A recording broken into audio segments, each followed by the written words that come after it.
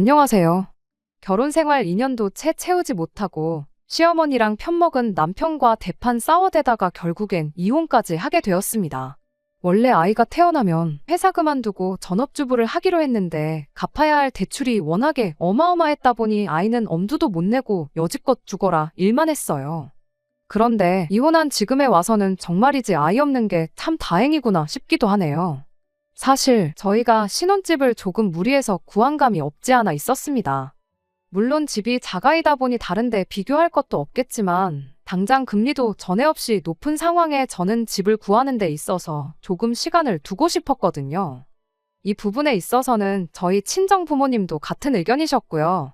신혼부부를 위한 전세 대출 제도도 잘 되어 있다 하고 무엇보다 당장 이자 부담이 훨씬 덜한데 일단 형편에 맞춰서 신혼집을 구하는 게 맞다고 생각한 거죠. 그래서 결혼 전에 남편에겐 어느 정도 제 의견을 이해시키는데 성공했지만 결국엔 시어머니 고집을 꺾지 못해서 자가로 집을 구하게 되었네요. 그리고 말이 나왔으니 말이지만 사실 저희는 반반 결혼을 염두에 두고 있었거든요. 그런데 시어머니가 저희 앞으로 돈 얼마 보태주시고 살고 계신 집으로 담보대출까지 받아서 돈을 더 보태준다고 무조건 자가로 집을 구해야 한다는 거예요. 돈은 일해서 버는 게 아니라 부동산으로 버는 거라면서요. 그때 어떻게든 시어머니 고집을 꺾고 뜯어말렸어야 했는데 하지만 그때 당시 뉴스에 전세 사기니 어쩌니 하는 이야기가 돌았기도 하고 그러니 괜히 사람들이 자가자가 노래를 부르겠어? 싶은 게 그래서 이왕 이렇게 된 거 좋은 게 좋은 거라 생각하는 게 좋겠다 싶었습니다. 그렇다 보니 상황이 이렇게까지 된 부분에 있어서 저도 아무런 잘못이 없다고 하기는 조금 그렇네요. 한편 신혼집을 구하는 데 있어서 매물을 알아보고 하고 말 것도 없었어요. 이제 집을 보러 다녀야겠다라는 생각이 들었을 때쯤 시어머니가 집도 다 골라놓았으니 뭐 알아볼 것도 없다고 잔금 치르는 날짜를 저한테 통보해 왔거든요. 위치는 시댁에서 꽤나 가까운 동네에 있는 구축 아파트였습니다. 한 동네라고 봐도 무방한 거리였지요. 그리고 저희 신혼집이 결혼할 당시만 하더라도 대건축 관련 기사가 아파트 이름으로만 검색해도 상단에 몇 개나 쏟아져 나올 만큼 유명한 아파트였어요. 그러니 이미 시어머니가 저희한테 돈을 해주겠다는 시점부터 그 집을 마음속에 찜을 해놓은 상황이었던 거예요. 그래서 저희한테는 말도 없이 계약까지 다 해놓고 잔금 치르는 날짜를 통보해 오셨던 거고요. 그리고 그 때문인지 재건축만 되면 앉은 자리에서 집값이 2배를 버네마네 하면서 다른 집 알아볼 생각 말고 이 집에 신혼살림 차리라고 아주 강하게 나오셨지요. 지금은 싫어도 나중 가면 무조건 당신한테 고마워할 거라나요. 어차피 신혼집 마련하는데 들어간 대부분의 돈이 시어머니 주머니에서 나온 돈이다 보니까 제가 좋다 싫다 거기다가 토를 달 입장은 아니었습니다. 그래도 그 와중에 제가 그나마 잘했다는 생각이 드는 게 하나 있어요.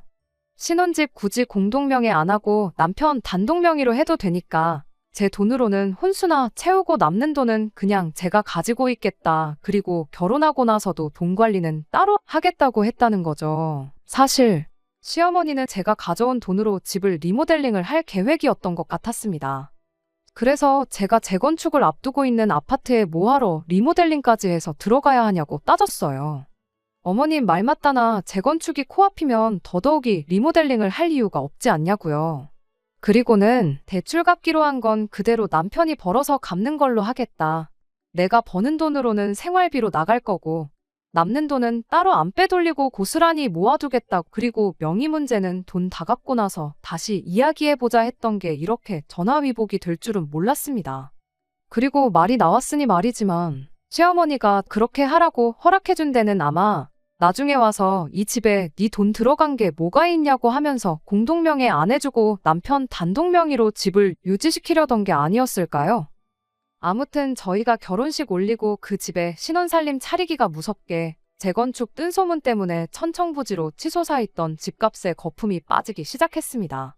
저희가 집값이 가장 비싸고도 비쌀 때 들어갔던 거지요.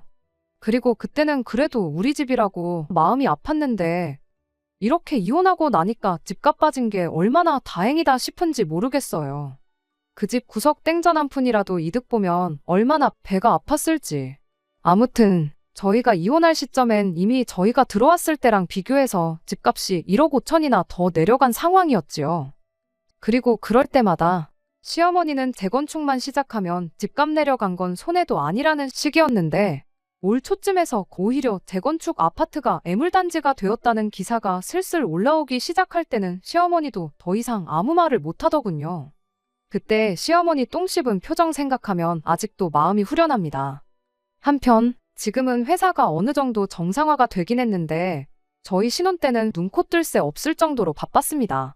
결혼할 때도 회사에서 꼭 이런 시기에 결혼해야 하냐는 농담 반 진담 반 섞인 이야기를 들었고 신혼여행 또한 눈치 보면서 다녀와야 했을 만큼요. 그래서 그때는 남편한테 미안하기도 하고 고맙기도 하고 그랬어요. 밥 먹듯이 야근을 했다 보니 집안일은 커녕 집에 와서 씻을 기운도 없을 정도였거든요. 그리고 그때 남편이 집안일을 참 많이 도와줬었어요. 원래도 정리정돈을 깔끔하게 하는 사람이 아닌데 그렇게 녹초가 돼서 퇴근하면 정말 제가 손 뗄 것 하나 없을 정도로 집 상태를 좋게 유지해줬거든요. 심지어 남편이 저를 위해 저녁 식사를 차려줬던 적도 있었습니다. 물론 반찬은 동네 반찬 가게에서 파는 마른 밑반찬들이 전부이긴 했지만 서툴은 실력이나마 찌개 하나 끓여놓고 퇴근하는 저를 맞이해주던 게 너무 고마웠죠. 그리고 그때까지만 해도 내가 참 사람을 잘 봤구나, 결혼을 잘했구나 싶었는데 세상에 음식 한번 해본 적 없는 사람이 서투른 솜씨로 끓인 줄 알았던 그 김치찌개가 사실은 남편 솜씨가 아니라 시어머니 솜씨라는 걸 알게 됐어요. 하루는 김치찌개가 너무 신맛이 강해서 다음부터는 설탕을 조금 넣어보라고 했더니 여지껏 자기가 끓여준 척 하던 남편이 엄마표 찌개가 간이 안 맞는다는 소리에 욱한 건지 바로 실토를 하더라고요. 며느리가 시어머니 손맛 가지고 왈가왈부하는 게 맞냐면서요. 그리고 저는 그렇게 시어머니가 저희 집에 남편 먹을 밥을 가져다 주고 있었다는 걸 처음 알게 되었습니다. 그런데 남편은 남편대로 아차 싶었는지 구구절절 변명을 늘어놓기 바쁘더라고요. 뭐라더라, 시어머니께서 음식을 넉넉히 하셨다며 남편더러 퇴근길에 들려서 가져가라고 하셨다나요. 그런데 사실 어머니가 아들밥 챙겨준다는데 그게 뭐라고 별 신경 안 썼어요. 오히려 고맙기까지 했죠. 제가 밥당번은 아니지만 그래도 매번 야근 때문에 같이 저녁 식사도 못하는데 부탁도 안 드렸는데 저렇게 알아서 챙겨주시면 제 입장에서는 땡큐였지요. 시어머니 손맛이 제 입에 안 맞는 건 어쩔 수 없었지만 그래도 한푼이 아쉬운 와중에 몸에도 안 좋은 배달음식 시켜 먹는 것보다야 100배 1000배 낫다고 생각했습니다. 그런데 언젠가부터 기분이 조금 이상하더라고요. 밥도 시어머니가 챙겨준다는 걸 알게 되었는데 집안일이라고 남편이 하고 있으려나 싶었거든요. 그리고 아니나 다를까 그 의심이 얼마 지나지 않아서 확신이 되고야 말았습니다. 그래도 회사가 그렇게 1년을 고생하니 그 이후부터는 차츰 바쁜 게 줄어들기 시작했어요. 코로나 특수 끝나면서 올랐던 매출이 불경기 때문에 다시 내려가기 시작하면서 일거리가 자연스럽게 줄어들었거든요. 그러니 자연스럽게 야근도 그만하게 되었고 복지로 나왔던 법인카드까지 반납하게 되었습니다. 그게 참 요긴 했는데 그것만큼은 아직도 아쉽네요. 아무튼 저희 회사의 야근이 사라진 그날 정말 결혼하고 처음으로 5시 땡치자마자 자리에서 일어나 퇴근을 했어요. 오랜만에 만끽하는 칼퇴의 기분이 그렇게 좋았는데 집에 도착하자마자 그 좋았던 기분이 순식간에 안 좋아지기 시작했습니다. 제 예상대로라면 평소대로 제 퇴근 시간에 맞춰 식사 준비를 하고 있어야 할 남편의 모습은 보이질 않고 빈집에서 혼자 연락에 반찬을 만들어대는 시어머니만 보였으니까요. 그리고 그제서야 남편이 저를 위해 준비하던 식사가 실은 시어머니가 아들을 위해 차려둔 음식이었고 남편은 그런 시어머니의 출입을 숨기고자 마치 자기가 저를 위해 식사를 준비한 것처럼 연기를 해오고 있던 거란 게 마치 퍼즐 조각이 맞춰지듯 제 머릿속에서 맞춰지기 시작하더라고요. 그리고 그제서야 그간 그렇게 정리가 되어 있던 집안도 실은 전부 시어머니가 한 일이었단 걸 알게 된 거죠. 시어머니가 빈집에 와서 밥하고 빨래해주고 청소해주고 그게 대체 뭐가 문제냐 하실 분들도 계시겠지만 문제는 정리정돈을 너무 구석구석까지 했다는 게 문제였어요. 제 서랍에 개인적인 물건들까지 전부 정리되어 있었던 적이 있었거든요. 거기에 제 통장이며 귀중품이며 다 들어있었고요. 그런데 그걸 건드린 사람이 다른 사람도 아니고 시어머니였다니. 제 기분이 좋을 수가 없었죠. 그런데 기분이 안 좋은 건 저뿐만 아니라 시어머니도 마찬가지였나 봅니다. 10시는 돼야 퇴근한다던 네가 지금 이 시간에 웬일이냐는 표정으로 저를 빤히 쳐다보고 있었거든요. 그래서 이제 당분간 야근은 없을 것 같고 5시 되면 퇴근해서 이 시간쯤 집에 오는 게 내 원래 정상 스케줄이었다고 하니 시어머니도 더는 저한테 뭐라 말을 못 하셨는데 저는 저대로 저희 집에 있는 시어머니가 못마땅했고 시어머니도 제가 있다는 게 불편했는지 저를 엄청 신경 쓰는 것 같아 보였습니다. 아무튼 그렇게 두 사람 사이에 불편한 공기만 계속해서 흐르고 있었어요. 그리고 그렇게 1시간쯤 지났을까? 퇴근한 남편이 집에 들어왔는데 남편 또한 웬일로 자기보다 먼저 퇴근한 저를 보고 엄청 당황한 눈치였습니다. 이 시간에 당신이 여기 왜 있냐면서 마치 내 집에 내가 있으면 안 되는 것처럼 말을 했거든요. 야근이 없어졌다는 소리에 지금 시어머니가 있는 이 상황을 어떻게 저한테 납득시켜보려고 말까지 떨면서 말이에요. 그런데 뭐 이미 제가 시어머니가 집안일을 하고 계신 건 직접 못 봤어도 집에서 음식 하시는 건 직접 봤는데 뭐라고 변명을 할 수 있겠나요? 결국 남편은 제 앞에 그간 시어머니가 집에 와서 집안일도 대신 해주고 식사 준비도 전부 다 해주셨다 실토를 해왔습니다. 설마 싶긴 했는데 아니었으면 좋겠다고 생각한 게 있어서 그런가 시어머니가 그간 신혼집에 들락날락하면서 대신 살림을 해줬다는 사실에 기분이 묘했습니다. 무엇보다 남편이 그간 저를 위해 자기가 고생한 것처럼 포장했던 게 제일 배신감이 컸어요. 제가 불편해할까봐 숨겼다지만 이유야 어떻게 되었던 간에 저한테 거짓말을 했다는 거잖아요. 시어머니가 왔다고 하면 제가 경기를 일으킬 것도 아니고 그랬구나 하면 되는 건데 응당 제가 며느리니까 시어머니가 왔다 갔다 하면 싫어할까봐 그랬다고 저를 배려해주는 것처럼 이야기를 하는데 어이가 다 없더라고요. 그래서 일단 남편한테 이야기 좀 하고 싶으니 방으로 좀 와달라고 했어요. 다른 건 몰라도 나한테 굳이 거짓말을 했던 것만큼은 사과받고 싶었거든요. 그렇게 되면 시어머니가 나 없을 때 집에 와 계시는 걸 가지고 딱히 크게 문제를 키울 생각은 없었어요. 대신 앞으로 집 정리를 해주시려걸랑 제 서랍이나 제 개인 물건은 안 도와주셔도 된다고 그 말 한마디만 하고 끝낼 생각이었습니다. 그런데 방문을 열고 들어온 건 현관문 앞에서 사시나무 떨듯 벌벌 떨면서 있던 남편이 아니라 시어머니였습니다. 시어머니가 방문을 벌컥 열고 들어와서는 지금 이게 뭐 하자는 짓이냐면서 저한테 다짜고짜 화를 내기 시작했어요. 어떻게 시어머니가 시퍼렇게 눈을 뜨고 있는데 남편을 방으로 데려가서 바가지 긁을 생각을 하냐면서요. 그리고 저한테 언성을 높이며 역정을 내기를 오히려 당신이 저한테 할 말이 많다는 겁니다. 다른 사람도 아니고 시어머니가 며느리 힘들까봐 일찍부터 며느리 사는 집 와서 식사 준비도 해주고 집안일도 다 해주는데 감사하다고 용돈 같은 거라도 내 손에 쥐어줄 생각을 하기는커녕 시자가 여기서 뭐 하는 거냐고 따져 물으려고 시어머니 앞에서 남편을 들들 볶을 생각을 하냐고요. 그리고 그렇게 되니까 남편도 덩달아 시어머니 뒤에 숨어서 저한테 목소리를 높이기 시작했어요. 엄마 말이 맞다고 네 할 일을 엄마가 대신 해준 건데 감사하다고 해야지 왜 기분 나빠하냐고요. 오히려 남편 밥도 안 챙겨주고 집안일 시키는 며느리한테 시어머니가 화를 내는 게 정상이 아니냐고 따지고 들더라고요. 난데없이 두 사람이 쌍으로 덤벼드는데 솔직히 기분이 나쁜 것도 나쁜 거지만 어이가 없었습니다. 남편한테 내가 뭐 밖에서 놀다 왔냐고 곧바로 따져 물었죠. 그리고 일단 시어머니한테도 한마디 했습니다. 어머님 여기 저 도와주러 오신 거냐고. 제가 제때 퇴근해서 아들 먹을 밥이며 집안 살림까지 다 해놓는 상황이었으면 여기 오시긴 하셨을 거냐고요. 그리고는 아들 도와주러 오신 걸 왜 자꾸 며느리를 도왔다고 하시는지 이해 안 된다고 했습니다. 며느리를 도와주러 오셨다고 말하고 싶으시면 그간 아들 대신 집안일을 해줄 게 아니고 집안일 하나 할 줄 모르는 아들이 사랑구실하게 청소기 돌리는 방법이나마 가르쳐 주시는 게 맞는 거 아니냐고 따졌어요. 그랬더니 시어머니가 이젠 마누라가 하늘 같은 남편한테 집안일 시키는 걸로 모자라 시어머니 말에 말대꾸까지 한다면서 아주 세상꼴 잘 돌아간다 한탄을 하시더군요. 그리고 그렇게 나오시니 제가 한마디를 더 하지 않을 수가 없었습니다.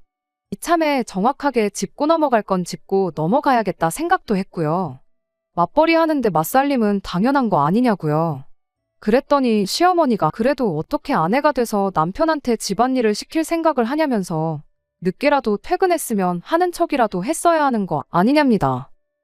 집안일 그깟게 뭐 엄청난 거라고. 밥은 소치하고 청소는 청소기가 해주고 빨래는 세탁기가 알아서 다 해주는데 뭐 그게 엄청 대단한 일이냐고 유세를 떠냐고요. 그리고는 당신은 평생을 해온 일이라고. 그런데 며느리 잘못 둔 탓에 지금도 이러고 있다면서 저를 자꾸만 속 좁은 사람을 만들기 시작했어요. 시어머니가 신혼집에 문 따고 자유자재로 드나드는 것부터 며느리 물건 몰래 뒤지는 거에, 그리고 그걸 시어머니 감싸주겠다고 저한테 거짓말을 일삼던 남편까지. 무엇 하나 제가 화를 내지 않을 이유가 없는데 오히려 제가 속 좁고 잘못한 사람이 되어 있는 게 어이가 없었습니다. 그래서 저도 시어머니한테 한마디 했어요. 어머님은 맞벌이 안 하시지 않았냐고. 저도 전업주부였으면 어머님이 아버님한테 하셨듯이 똑같이 할 생각 있다고요. 원래도 결혼하면 전업주부를 할 생각이었는데 어머님 덕분에 형편에도 맞지 않는 신혼집 하나 잘못 구했다가 이게 뭐냐고. 벌써 1년 사이에 집값이 얼마나 떨어졌는지 누구보다 잘 아시지 않냐고 따졌죠. 남편 혼자 벌어서 생활비에 대출금까지 전부 감당되면 나라고 일하고 싶겠냐고. 당장 회사 그만두고 어머님처럼 살 수 있다고요. 사실 시어머니한테는 저희 신혼집이 영린 같은 존재나 다름없었어요. 그도 그럴 것이 시어머니가 억지로 고집 부려서 산 집인데 곧 집값으로 대박날 거라고 외쳐대던 집인데 오히려 짧은 사이에 집값의 거품이 다 빠져버렸으니 말이죠. 바로 집값 이야기 나오니까 시어머니가 열은 받지만 뭐라 할 말이 없었는지 아무 말도 없다가 집에 가야겠다 하고 그 길로 그냥 돌아가시더라고요. 시어머니가 그렇게 집에 가시니 기고만장하던 남편도 다시 쭈그리가 돼서는 저한테 미안하다고 사과했고요. 남편한테 어머님 보고 앞으로 우리 집에 맘대로 들락날락 안 하셨으면 좋겠다고 전하라고 했어요. 그리고 집안일도 앞으로 어떻게 할지 한번 분담해보자고 이야기했고요. 그리고 그 길로 현관문 비밀번호도 바꿔버렸습니다. 그래서 시어머니랑 관계는 아주 박살이 나긴 했지만 그래도 어느 정도 해결이 되었구나 싶었는데 그게 아니었습니다. 제가 너무 저희 시어머니를 쉽게 생각했어요. 며느리한테 한 방 먹었다는 생각에 며칠 밤낮을 식사도 제대로 못하고 잠도 제대로 못 주무셨나 보더라고요. 그러더니 비장의 카드를 들고 돌아왔어요. 하루는 퇴근하고 왔더니 현관문 밖으로 또 TV 소리가 엄청 크게 흘러나오더라고요. 남편 퇴근 시간보다 이른 시간이었다 보니 당연히 시어머니겠구나 생각했어요. 그래서 이 인간이 또 어머님한테 바꾼 비밀번호를 알려드렸구나 싶었는데 집에 남편이 있었어요. 꼴을 보아하니 회사에 반차 내고 일찍 퇴근했나 보더라고요. 물론 남편만 혼자 있던 게 아니었어요. 시어머니와 함께였습니다. 시어머니가 아예 작정을 하고 오셨다는 걸 현관문만 열어봤는데도 딱 알겠더라고요. 현관문 열자마자 보이는 방을 저희가 옷방으로 쓰고 있었는데 거실에 남편 옷이며 제 옷이며 누구 거라고 할 것 없이 전부 거실에 마구잡이로 꺼내져 있었거든요. 그리고 그 옷방에는 시어머니가 이부자리를 깔아놓고 나름 상도 펴놓고 방처럼 만들어 놓으셨더군요. 남편은 낑낑대면서 옷방 안에 있던 서랍장이랑 그런 걸 작은 방, 안방에 옮기고 있었고요. 그래서 시어머니한테 이게 무슨 상황이냐고 물었더니 보면 모르겠냐고. 당분간 이 집에 들어와서 살 테니 그렇게 알라 하시더라고요. 분위기 파악도 못하고 혼자 낑낑거리며 짐을 빼고 있던 남편한테 이게 무슨 상황인지 당장 설명하라고 했어요. 그랬더니 시어머니가 남편을 막아세우고는 직접 입을 열더라고요. 이 집에 당신 돈이 얼마나 들어가 있는지 알고 하는 소리냐고. 사실 대부분 내 돈이 들어갔으니 내 집이나 마찬가지인데 이 집에 돈 한 푼 안 들어간 사람한테 구구절절히 설명할 필요가 뭐가 있느냐고 하시더군요. 그리고 그게 시어머니 주머니에서 나왔다는 건 변함없는 사실이긴 했습니다. 그리고는 아니나 다를까 돈으로 아주 갑질을 시작하더라고요. 지난 1년 반 동안 밖으로 도는 며느리 때문에 당신이 제일 고생이었는데 이제 며느리가 야근한다고 유세 부릴 일도 끝났겠다. 앞으로 1년 반 동안 며느리가 차려주는 밥 먹으면서 효도 좀 받아야겠다 하더라고요. 그리고는 자기가 시키는 대로 안 하면 당장 은행빚부터 갚아야지 어쩌니 하면서 저희 집에 묶여있는 돈을 빼버리겠다는 식이었는데, 당장 집값도 내려가고 정도 안 붙는 집이긴 했지만 그 돈이 빠져버리면 저희가 엄청 불리한 입장이라는 걸 누구보다 시어머니가 잘 알고 있었기에 저렇게 나오는 거였죠. 순간 제가 곤란해하는 걸 남편이 눈치채고는 그러니까 상대를 봐가면서 덤볐어야지 너 때문에 상황이 이게 다 뭐냐고 얼른 잘못했다고 사과부터 드리라고 하더라고요. 너무나도 자연스러운 대사가 안 봐도 저 오기 전에 두 사람이 말을 맞춰놓은 거구나 싶었습니다. 정말 열받는 상황이긴 했지만 어떻게 해야 할지 고민이 되더라고요. 제가 사과를 하건 말건 시어머니는 한동안 눌러앉을 낌새인 것 같고 제가 항복을 안 하면 안 하는 만큼 저희 집에 단 1분 1초라도 더 지내다 갈 것이라는 게 눈에 뻔히 보였기 때문이에요. 그리고 남편이라도 내 편이었다면 어떻게 해보겠는데 이건 뭐 남편이야말로 시어머니 앞잡이 끈앞을 노릇을 하고 있으니 손 쓸 방도가 없었습니다. 그리고 그렇게 제가 아무 말도 못하고 있으니까 시어머니가 그동안 나 때문에 편하지 않았냐고 그러니까 이제 내가 편할 차례라며 낄낄대더라고요.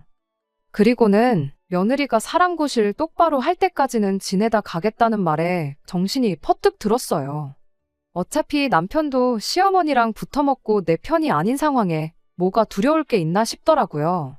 시어머니가 저러는 걸 말려주지는 못할 망정 시어머니가 며느리 참교육 시켜주고 인간 만들어주겠다는 소리에 동조해서 어떻게든 집안일 하나라도 덜 하려고 하는 인간하고 부부로서 남은 50년, 60년 세월을 같이 살 이유나 있나 싶었죠.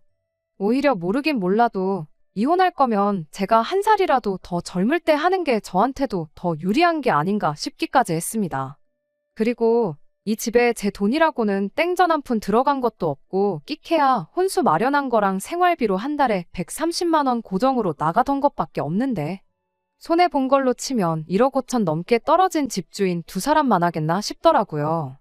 가정가구야 중고가정가구 매입하는 곳에 넘겨도 되는 거고 정 안 되면 친정집으로 보내서 친정부모님 가정가구 중에 오래된 것들이랑 바꾸면 되는 거였고요. 이 집에 돈을 빼면 누가 더 손해고 누가 더 아쉬운지 생각해봤더니 이혼만 한다고 가정하면 저한테 아쉬울 게 눈꼽만치도 없더라고요. 그래서 일단 시어머니한테 한마디 했어요. 다시 말씀드리지만 아직도 잘못 알고 계신 것 같아서 다시 설명드린다고.